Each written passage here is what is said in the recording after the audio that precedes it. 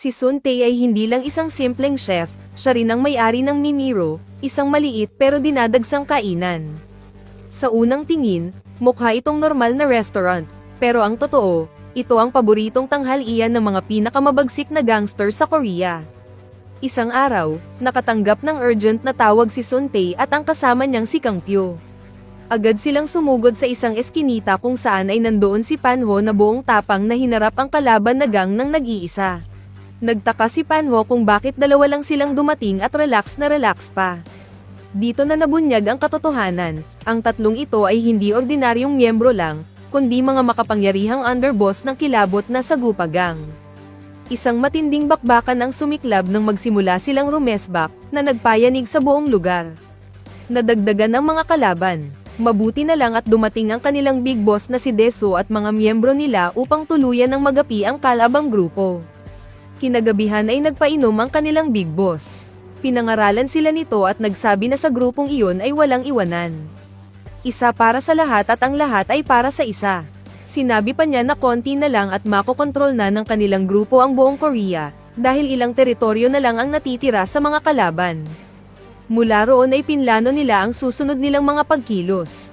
Kinaumagahan, personal na isinagawa ng tatlong underboss ang bawat misyon ng walang bitbit na mga tauhan. Sumiklab ang rambulan sa iba't ibang dako ng lansangan na nagdulot ng matinding gulo. Hindi nagtagal, matagumpay na nasakop ng Sagupa Gang ang underworld ng Korea. Ipinatawag sila ng isang mataas na opisyal na nagngangalang Insul para sa opisyal na turnover. Dito kinilala si Don Lim bilang pinakamalaking crime boss sa bansa, at ginawaran sila ng isang malaking office building bilang bagong headquarters. Lumipas ang 10 taon at malaki na ang ipinagbago ng buhay. Lalo pang umasenso ang Mimiro, at nakakapagpasweldo na ito ng 12 ng empleyado sa tulong ng asawa ni Sun Tae at ng kanyang batang assistant na si Taegyu. Isang araw, habang dagsa ang customer, bumisita ang mga kinatawan ng Hana Bank para i-inspect ang restaurant dahil nag-a-apply si Sun Tae ng loan para mapalawak ang negosyo. Nagustuhan ng mga banker ang pagkain at nagulat sila nang malaman na ang sikretong recipe ay umaasa lang sa mga simple at tradisyonal na sangkap. Nangako silang aaprubahan ang loan sa isang mahigpit na kondisyon, hindi dapat masangkot sa anumang krimen si Sun Tae at ang kanyang asawa. Dahil sa requirement na ito, nag-away ang mag-asawa kinagabihan. Nasira na ang bait ng kanyang asawa dahil gangster underboss pa rin si Sun Tae at libreng kumakain lagi ang kanyang mga tauhan, kaya nalulugi ang kanilang negosyo. Depensa naman ni Sun Tae, ang mundo ng gangster ang nagdala sa kanya ng tagumpay. Natigil lang ang sumbatan nang pumasok ang anak nilang si Mimi. Na-casual lang na nanghingi ng pera na parang namangotong sa mga miyembro ng gang. Dahil sa pagkabigla sa inasal ng anak, kinaumagahan ay kinausap ito ni Sun Tae habang papunta sa paaralan. Nang tanungin niya kung sino ang matalik niyang kaibigan, sumagot si Mimi na walang gustong makipagkaibigan sa kanya. Nakonsensya si Sun Tae habang nakikitang iba ang trato ng ibang bata sa kanyang anak. Naisip niya na ang kanyang pamumuhay ang naging dahilan kaya nanakawan ang kanyang anak ng normal na buhay bilang isang bata. Samantala, minalas naman si Don Lim. Na-reject ang kanyang bank loan application dahil sa kanyang masamang reputasyon. Sakto namang dumating si Sun Tae para kumalma ito. Nang sumapit ang gabi, naglabas ng saloobin si Don Lim. Inamin niya na ang pagiging top boss ng Korea ay nakaka-pressure, nakakalungkot, at kailangan niya pang uminom ng gamot palagi. Tahimik na nakinig si Sun Tae at iniabot ang kanyang resignation letter. Sa gulat ni Don Lim, automatiko siyang bumunot ng balisong pero sa halip na isaksak, ibinigay niya ito kay Sun Tae. Ang talim na ito ay sagradong simbolo ng kapangyarihan ng Sagupa Gang na nagbibigay ng proteksyon sa sinumang humahawak nito. Sa pagbibigay nito, ipinakita ni Don Lim ang kanyang malalim na tiwala. Habang hinahangad na sana ay makapili rin siya ng tahimik na buhay. Pag-uwi ni Sun Tae, niyakap siya ng kanyang asawa, laking pasalamat na sa wakas ay mabibigyan na nila ang kanilang anak ng normal na kinabukasan. Kinaumagahan, gumuho ang kanilang pag-asa. Inanunsyo ni Insul na natagpo ang patay si Don Lim sa kanyang pribadong silid. Inimbestigahan ng hepe ng pulisya na si Chun Sik si Sun Tae dahil siya ang huling nakitang kasama ng boss. Matapos marinig ang mga detalye, napagtanto ng lahat na bumigay lang si Don Lim sa tindi ng bigat ng pamumuno. Habang dumarating ang mga karibal na gang para makiramay, naghanda naman si Panho na pumalit bilang second in command. Gayunpaman, isang hindi inaasahang problema ang lumitaw. Malaking halaga ang naiwang utang ni Don Lim. Para maprotektahan ang kanilang reputasyon, nagpa siya ang mga nakatataas na kailangan nilang makahanap ng bagong pinuno na kayang ayusin ang krisis ng grupo sa pananalapi. Nagdaos ng closed-door meeting si Insul at ang top council para pag-usapan ang tatlong kandidato. Si Kang Pyo, na walang takot pero kasalukuyang nakakulong. Si Panho, na porsigido pero walang suporta ng mga pinuno.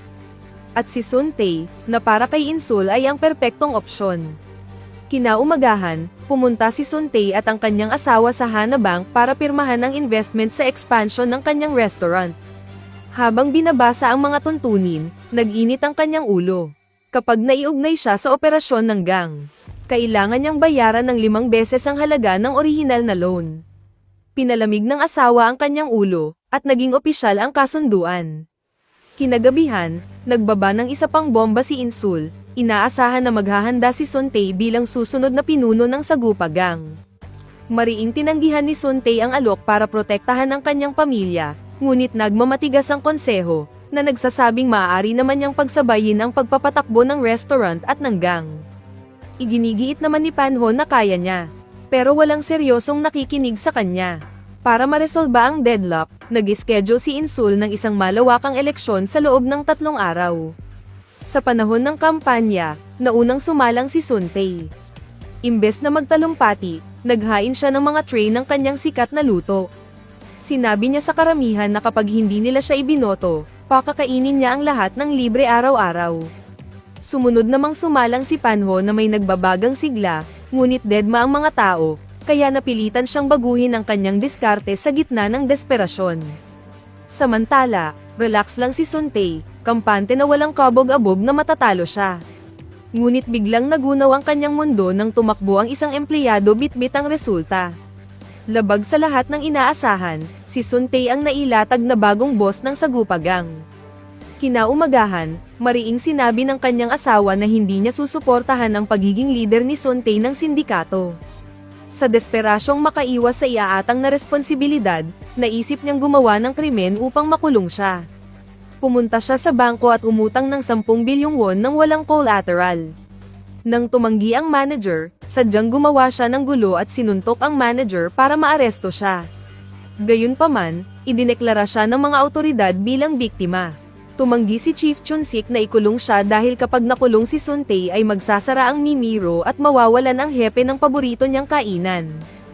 Sa seremonya ng eleksyon, lumabas sa pinal na bilangan ng isang landslide na tagumpay, nakakuha si Sun Tae ng 328 na boto, habang 2 lang ang nakuha ni Panho.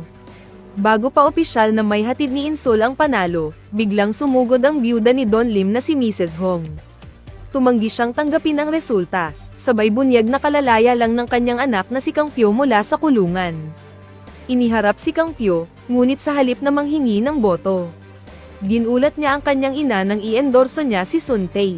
Dahil tumakas si Kang Pyo sa eksena, nagtangkaring umalis si Sun Tae, ngunit hiningi ni Insul na ibalik muna niya si Kang Pyo.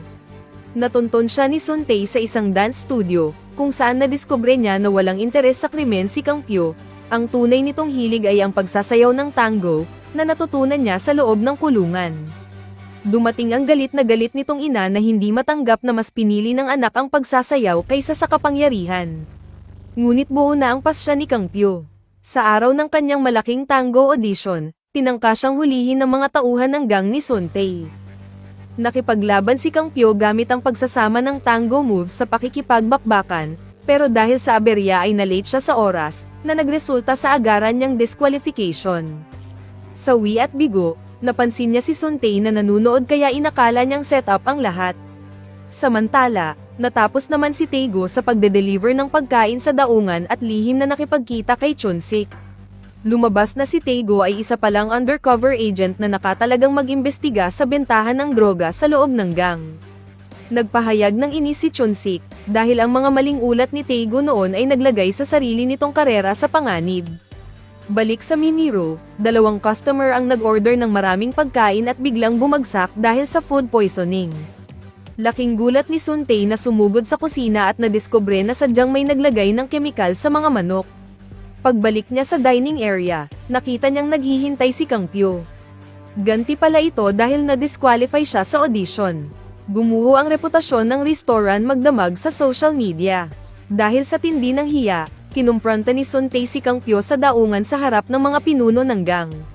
Sumiklab ang isang brutal na tapatan, na nagtapos sa pagkahulog ng dalawang lalaki sa ilog. Kumalat ang balita na pinapalagay ng patay ang dalawang nangungunang kandidato, kaya automatikong napunta kay Panho ang pamumuno ng Sagupa Gang. Gayunpaman, buhay na buhay at ligtas pala sina Sun-tae at Kang Pyo na nagtatago sa isang silid sa likod ng Mimiro.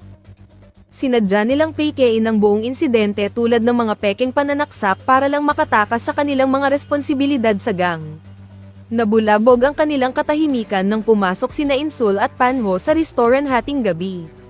Habang nakikinig sa usapan, nalaman ni Sun-tae at Kang Pyo ang isang nakakangit-ngit na lihim. Si Insul ang nagpapatay kay Don Lim at pinalabas niya lang itong nagpakamatay. Pagkatapos ay pinwersa ni Insul si Panho na tumulong sa isang malakihang operasyon ng droga. Sabay banta na ipaparana sa kanya ang sinapit ng dating boss kapag tumanggi ito. Kamuntikan nang sumugod si Sun-tae sa galit pero pinigilan siya ng mga kasama. Habang nagtatago, nagpanik si Kang Pyo dahil hindi sila pwedeng pumunta sa pulisya habang legal silang patay. Dito na inihayag ni Sun-tae na matagal na niyang alam na undercover officer si Taego dahil palagi nitong nakakalimutang itago ang kanyang uniforme. Imbes na bugbugin, binibigyan siya ni Sun-tae ng mga peking impormasyon para maligaw ang mga pagsalakay ng pulisya. At ninanakawan pa niya ng bala ang baril nito para sa kaligtasan. Ngayong nagkakaisa na sila, ang bago nilang misyon ay ibunyag ang kalokohan ni Insul at ipaghiganti si Don Lim. Ipinakita ni Taego na ang kanyang katawan ay nilagyan ng mga nakatagong kamera na matagumpay na nakarecord sa buong pag-amin sa pagpatay.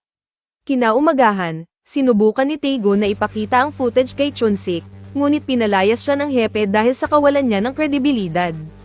Dahil ayaw sumuko, nagpa siya ang tatlo na sila na mismo ang magpapabagsak sa operasyon ni Insul. Sa araw ng malaking transaksyon ng droga, nag-undercover si Taego bilang driver at ibinahagi ang kanyang live location kina Sun-tae at Kang Pyo. Sa tagpuan, nagduda si Panho sa kakaibang galaw ni Taego at pinilit siyang checken ang mga droga. Sa tindi ng panik, napilitang kainin ni Taego ang mga ito, na naging dahilan para mawala siya sa kanyang sarili.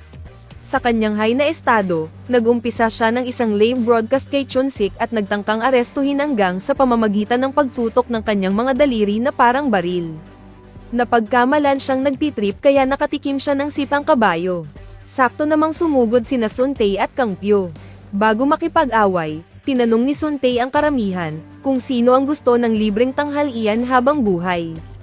Agad-agad, higit sa kalahati ng mga miyembro ng gang ang lumipat ng kakampi. Sumiklab ang kaguluhan.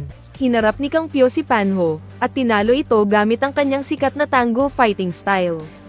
Samantala, pinadapa naman ni Sun-tae ang lahat ng humarang sa kanyang landas. Nagtangka namang tumakas si Insul bitbit ang isang malita ng pera at droga ngunit sinalubong siya ni Sun-tae at mga miyembro ng gang na bumaliktad sa kanya.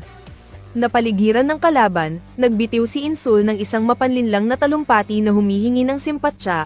Ngunit sa sandaling ibinaba ni Sun-tae ang kanyang bantay, bigla siyang sinaksak ni Insul. Mabuti na lang at naharangan ito ng suot niyang proteksyon. Mabilis na ginapos ni Sun-tae si Insul gamit ang simbolikong balisong na ibinigay sa kanya ni Don Lim.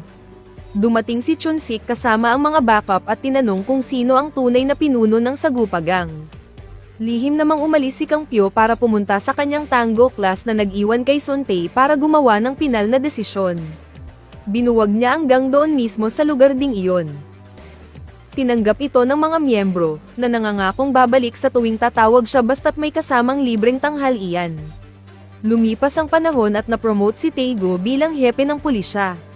Sa huli, ang aral ng kwento ay simple lang, kapag nagulo ang buhay mo, pekein mo ang iyong kamatayan, magluto ng masarap na pagkain, at mamigay ng libreng tanghalian, dahil lumalabas na nare-resolba nito ang problema sa buhay.